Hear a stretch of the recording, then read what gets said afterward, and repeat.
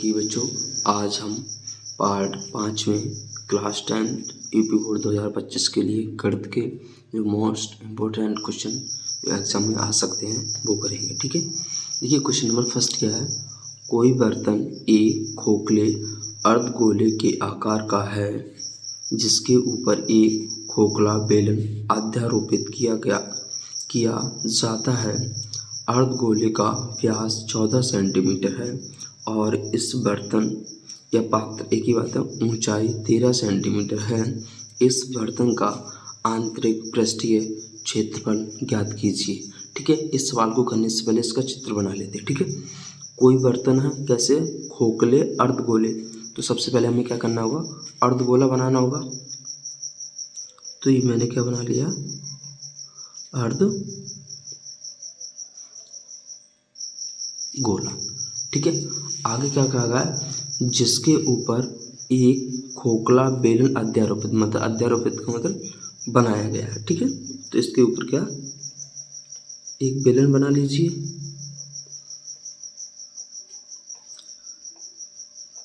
ये क्या आपका बेलन बन गया। ठीक है, अब देखिए क्या कहा गया है, अर्धगोले का व्यास कितना है, 14 सेंटीमीटर। देखिए यही अर्धगोला है, इसका व्यास आपको कितना दे रखा है, यहाँ पे लिख दीजिए। व्यास है वो कितना है, 14 सेंटीमीटर। तो देखिए व्यास 14 सेंटीमीटर, तो त्रिज्या कितनी हो जाएगी, आधी। तो 14 की आधी कितनी होगी, 7। तो यहाँ से r बराबर लिख सकता हूँ मैं, r बराबर 7 सेंटीमीटर। ठीक है, और इस बर्तन या पात्र एक ही बात है, ऊंचाई कितनी दे रखी है आपको, पूरे बर्तन की यहाँ से यहाँ तक की ऊंचाई कितनी दे रखी है आपको, 13 सेंटीमीटर। ठीक है, अब देखिए ये बेलन है, ये अर्धगोले पे बना है, तो बेलन का नीचे से देखो व्यास, यही बेलन का आधार भी है बेलन का, तो बेलन का भी व्यास कितना 14 हो जाएगा। अब बेलन की अगर त्रिज्या मैं पता करना चाहूँ तो कितनी हो जाएगी, उसकी भी 7 हो जाएगी। तो बेलन की त्रिज्या कितनी सेम ही होगी, वो यहाँ भी आप लिख दीजिए, r बराबर ही लिख दीजिए कितनी, 7 सेंटीमीटर। ठीक है, अब देखिए एक चीज़ ध्यान रखिए, जितनी बेलन की त्रिज्या जितनी गोले की त्रिज्या होती है उतना ही गोले का ऊंचाई होती है, इतना ध्यान रखेंगे। अगर यहाँ से यहाँ तक गोले की अर्धगोले की ऊंचाई कितनी हो गई, 7 सेंटीमीटर। की एक चीज़ कॉमन होती है, जितनी ही त्रिज्या है उतनी ही अर्धगोले की ऊंचाई होती है। 7 सेंटीमीटर त्रिज्या है तो गोले की ऊंचाई कितनी होगी, 7 सेंटीमीटर।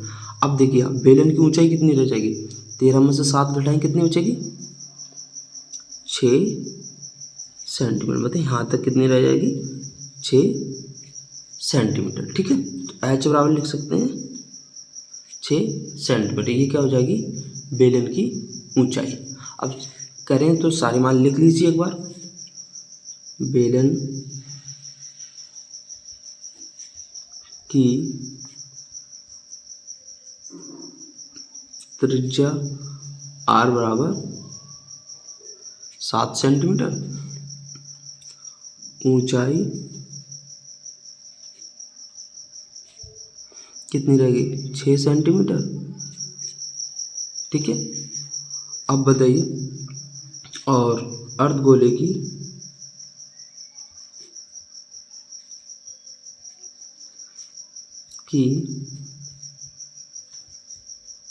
त्रिज्या r बराबर 7 सेंटीमीटर। ठीक है, ये हमने सारी वैल्यू लिख ली।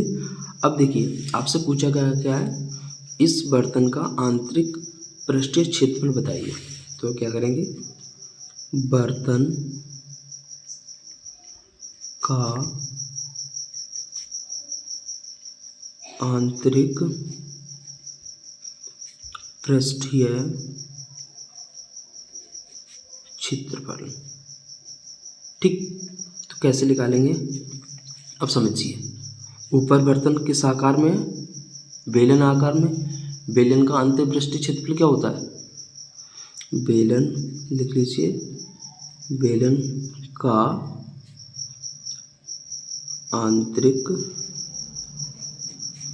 पृष्ठीय क्षेत्रफल। ठीक है, अब पूरे पात्र का हमें बताना ना पृष्ठ नीचे किस आकार में, अर्धगोलीय आकार में। प्लस कर दीजिए अर्धगोले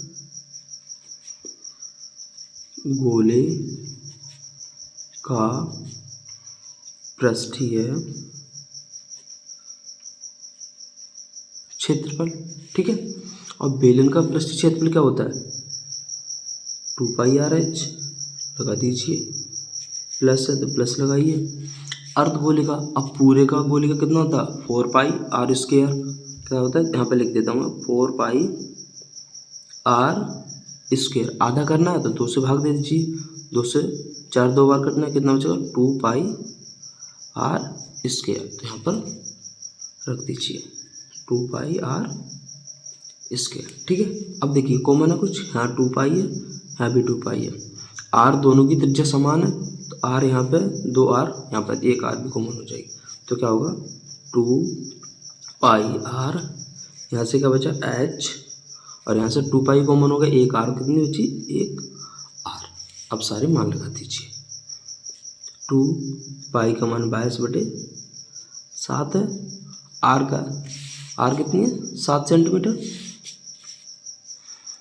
7 लगाइए। h कितनी दे रखी है आपको, 6 सेंटीमीटर, लिख दीजिए यहाँ पर h 6 प्लस r कितनी है 7। देखिए 7 से 7 कैंसिल हो जाएगा, 22 दूनी कितने हो जाएंगे 44, गुणा 6 और 7 कितने हो जाएंगे 13। ठीक है, 13 का गुणा 13 चौक 52 के 2, हाथ से कितने आ गई 5, 13 चौक 52 और 5 कितने हो जाएंगे 57 सेंटीमीटर स्क्वायर। पृष्ठीय क्षेत्रफल कितना, सेंटीमीटर स्क्वायर। ये क्या हो गया आपका आंसर। देखिए क्वेश्चन नंबर नेक्स्ट क्या है, एक थैले में 3 लाल और 5 काली गेंदें हैं। इस थैले में से एक गेंद यादृच्छिका निकाली जाती है, मतलब अपनी मर्जी से निकाली जाती है। इसकी प्रायिकता क्या है कि गेंद, फर्स्ट क्वेश्चन क्या है लाल हो, सेकंड क्वेश्चन क्या है लाल नहीं हो। ठीक है, तो सबसे पहले एक थैला है, एक थैला है। ठीक है, इसमें गेंदें 2 प्रकार की हैं, लाल और काले। लाल गेंदें कितनी हैं 3 और काली गेंदें कितनी हैं 5। ठीक है, एक गेंद निकाली जाती है। सबसे पहले पहला वाला सवाल करना है मेरे को, कैसी हो, लाल हो। ठीक, देखिए इसके लिए फॉर्मूला क्या होता है, मैं आपको लॉजिकली भी समझाऊंगा और फॉर्मूले के साथ भी। तो लाल गेंद होने की प्रायिकता बराबर क्या होगा, घटना के अनुकूल परिणाम बटे घटना के कुल परिणाम। ठीक है, अब समझिए, एक थैले में 3 लाल गेंद है, काली 5। हमें एक लाल गेंद निकालनी है। अब जानबूझ के आप लाल गेंद निकालेंगे तो कितनी मतलब कितने अनुकूल प्रमाण हो सकते हैं, मतलब लाल गेंद तो एक ही रंग की है ना, कोई भी लाल गेंद 3 में से एक आ सकती है, तो अनुकूल परिणाम कितने हो गए 3, और कुल परिणाम कितने हो जाएंगे 5 काली हैं और 3 लाल है, कितने हो जाएंगे 8। बस लाल होने की प्रायिकता कितनी 3/8। पहला वाला आपका आंसर हो गया। ठीक, आगे कह रहा लाल नहीं हो, तो इसके लिए दूसरा वाला क्वेश्चन है, लाल नहीं हो, गेंद कैसी ना हो लाल ना हो। तो देखिए इसके लिए फॉर्मूला होता है P bracket P E plus E not बराबर 1। ये फॉर्मूला क्या होता है, किसी चीज़ के घटना के घटित होने की प्रायिकता प्लस उसी वस्तु की घटना के ना घटित होने की प्रायिकता बराबर कितना होता, 1। अब देखिए यहाँ पर लाल गेंद के संदर्भ में क्या फॉर्मूला बनेगा, लाल गेंद हो, ठीक, प्लस लगा लाल गेंद ना हो बराबर कितना, 1, ठीक। अब देखिए लाल गेंद होने की प्रायिकता कितनी दी है, 3/8, तो लगा दीजिए 3/8 प्लस लाल गेंद ना हो बराबर 1। ये प्लस का इधर जाएगा माइनस का होगा, तो लाल गेंद ना हो बराबर 1 माइनस 3/8। 8 है का ना, 8 में से 3 जाएंगे, 5/8। कितना आया आंसर, 5/8। ये क्या होगा आपका आंसर।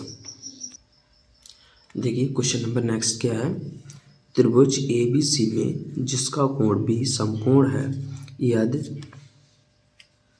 tan A बराबर 1/√3 हो तो निम्न का मान ज्ञात कीजिए, ठीक है। तो सबसे पहले क्या, त्रिभुज बना लीजिए। त्रिभुज बनाना है मेरे को, वो भी समकोण, एक एंगल कैसा हो समकोण में, 90 डिग्री का, ये वाला एंगल कितना, 90 डिग्री, ठीक है। ये समकोण बन गया, उसने कहा B होना चाहिए, चलो मैंने B रख दिया, ठीक।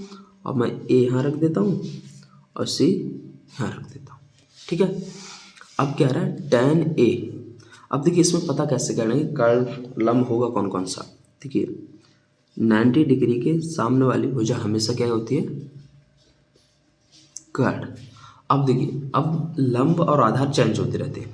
अगर आप ए को लंब मान एक ए एंगल लेके ले चलेंगे, एक अन्य एंगल, इसके सामने वाली भुजा क्या हो जाएगी, लंब। मतलब जैसे 90 डिग्री एंगल दिया है, उसके साथ एक अन्य एंगल ए दिया है, उसके सामने वाली भुजा क्या होगी, लंब, और शेष भुजा क्या बनेगी, आधार, ठीक है। अब देखिए अगर आप चाहेंगे कि हमें, जैसे ये tan A दे रखा है, ठीक है, अब अगर tan C लेंगे तो इस एंगल tan C के लिए लेगा, तो फिर ये लंब बन जाएगा और ये आधार बन जाएगा, ठीक है। वो जब आएगा तब हम आपको बताएंगे, ठीक है। आपको क्या करना, tan A बराबर दे रखा है आपको 1/√3, ठीक है। अब देखिए एक ट्रिक होती है, लाल बटे कक्का। देखिए एल का मतलब लंब होता है, की का मतलब कर्ण, इसकी किसके लिए होता है, साइन। ए और के आधार बटे कर्ण, ये क्या होता है, कॉस। एल बटे ए ये क्या होता है, टेन। तो क्या होगा, लंब बटे आधार। तो tan A बराबर 1/√3, इसी में लेंगे तो L क्या ऊपर है, तो ये का लंब होगा और नीचे वाला क्या होगा, आधा, ठीक है। अब देखिए एक ये लंब, ये ए एंगल है, सी के लिए ये लंब है, तो लंब कितना हो गया, 1, आधार कितना हो गया, √3, ठीक है। अब देखिए हम समकोण त्रिभुज होता है उसमें पाइथागोरस प्रमेय लगाएंगे कर्ल निकालने के लिए। पाइथागोरस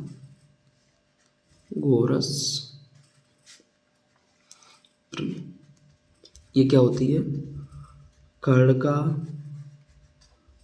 वर्ग बराबर आधार का वर्ग प्लस लंब का वर्ग, ठीक है। कर्ण का वर्ग हमें निकालना है, तो ऐसे रहने दीजिए,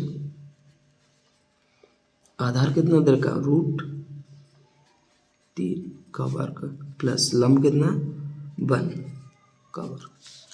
अब देखिए वर्गमूल और वर्ग कैंसिल कर देंगे, क्या बचेगा 3।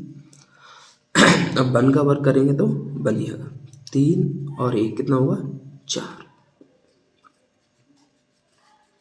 ठीक, कार्ड पे से वर्ग हटाएंगे तो इधर क्या लग जाएगा, वर्गमूल 4 का वर्गमूल कितना आएगा 2, तो कार्ड बराबर कितना आया 2, तो यहाँ रख दीजिए। ठीक है, अब आपको क्या करना है, आपको इसका मान निकालना है। तो देखिए सबसे पहले साइन ए है तो हम साइन ए का मान निकालिए। साइन ए का मान निकालना। अब देखिए साइन बराबर मैंने आपको ट्रिक बताई थी लाल बटे का, तो लंब बटे कर्ड।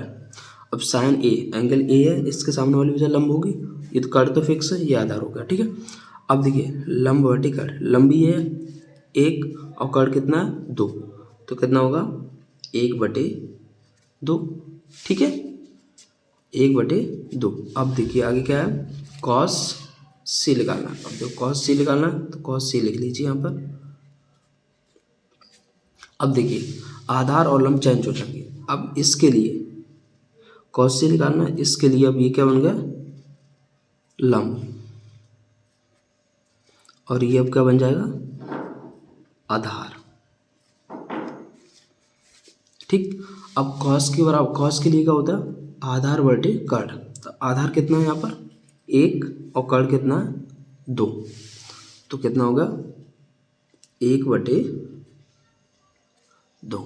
ठीक, अब मेरे को निकालना है इसके कॉस ए, कॉस ए बराबर, अब देखिए ए है, ए एंगल है तो ये लंब रहेगा, ये आधार रहेगा। और कॉस के लिए क्या होता है आधार बटे कर्ड, तो आधार अभी ये 3 होगा, तो √3 कर्ड कितना है 2, तो 2 लगा दीजिए।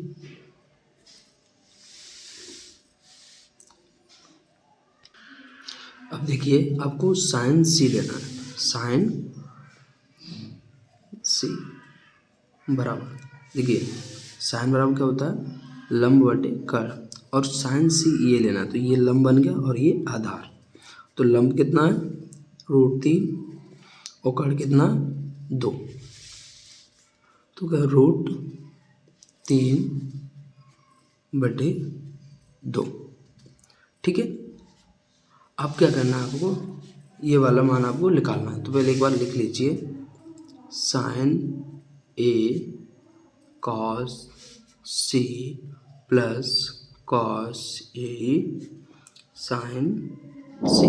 ठीक है, साइन ए कितना है 1/2 लिख लो, गुणा में गुणा लगे कॉस सी 1/2 लिख लो, plus cos A √3/2 into sine सी कितना √3/2। ठीक है, तो देखिए ऊपर ऊपर का गुणा करते 1 का 1 का 1 से 1 आएगा, ऊपर 2 से करेंगे 4 होगा, √3 कितना होगा वर्ग हो जाएगा, नीचे 2 का 2 से होगा तो 4 हो जाएगा, 1/4 प्लस वर्ग और रूट कैंसिल 3/4। अब नीचे क्या हर समान है तो एलसीएम कितना 4 ही आएगा, ऊपर वाले जुड़ जाएंगे, 1 और 3 कितना होगा 4, 4 एकम 4, आंसर कितना आया 1। ये क्या हो गया आपका आंसर।